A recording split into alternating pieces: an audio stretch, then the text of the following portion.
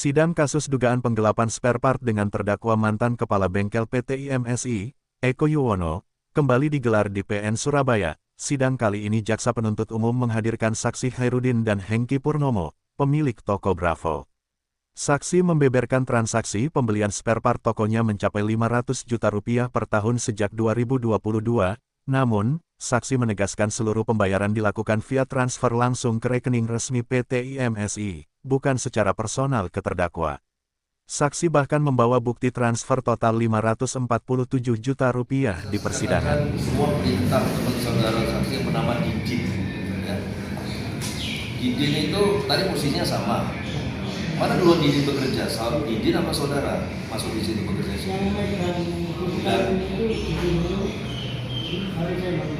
Oh, jadi saudaranya pembantu Didin, ya. Pembantu Didin. Jadi saudara kalau Didin suruh baru saudara kerjakan, gitu kan? Saudara dalam hal ini dapat uang nggak dari terdakwa? Packing, nggak ada ya? Juga. Saksi. Tahu antara paket hemat dengan tidak paket hemat seperti apa? Saudara saksi tahu nggak paket hemat dengan tidak paket hemat?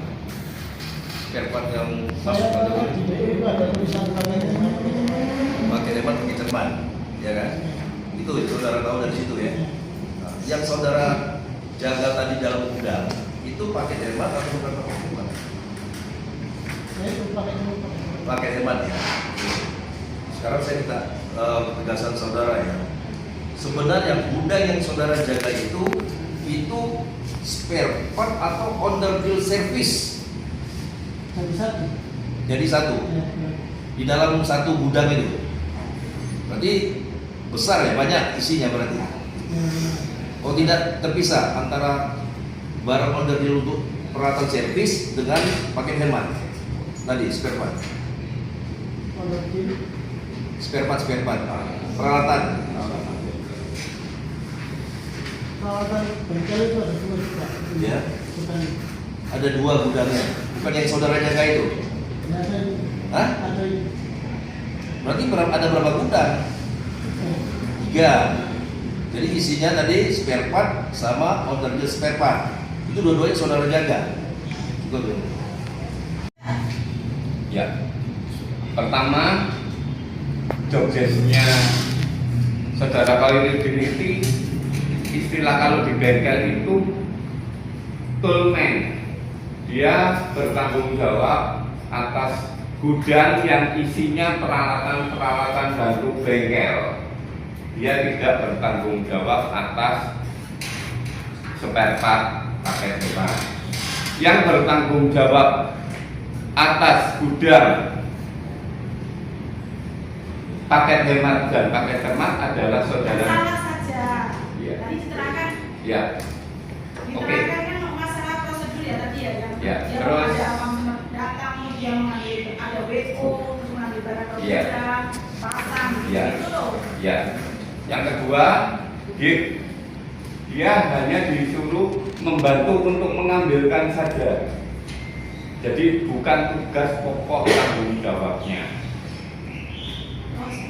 Terus yang ketiga, itu saudara Hairudin hanya sesekali ngambil bahan, misal bensin, minyak rem, dan sebagainya yang untuk dikonsumsi untuk komplement buat si customer. Itu saja 3 poin.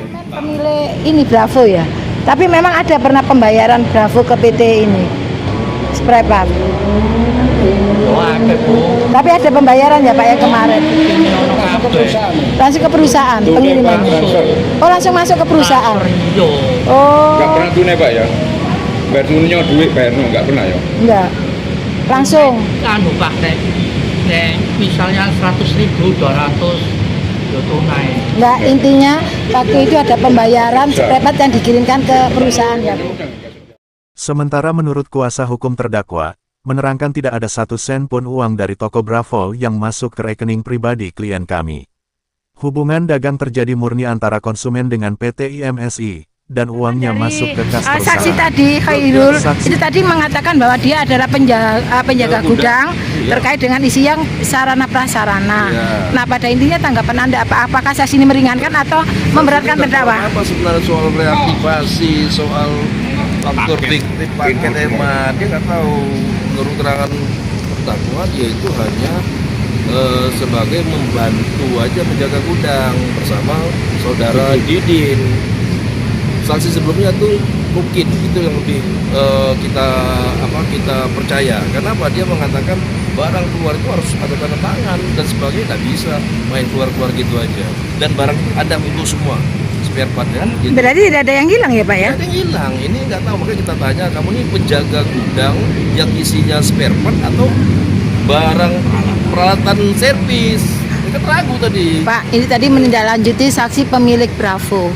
Dia mengatakan bahwa dia memang benar telah mengirim uang kepada IMSI perusahaan ini. Nah, tanggapan Anda apa, Pak? Nah, itu sudah jelas kalau gitu kan, aliran Bang Boni yang pernah memesan bersesuaian dengan keterangan saksi yang lain bahwa memang Bravo itu pesan barang spare part itu ke IMSI dan semua pembayarannya memang ke rekening IMSI, jadi tidak ada masuk ke rekening terdakwa. Ya. Kemudian artinya spare part itu kan utuh diantar ke toko Bravo. Artinya di mana penggelapannya yang dilakukan oleh saudara terdakwa? Oke. Dari Surabaya, Rahayu mewartakan.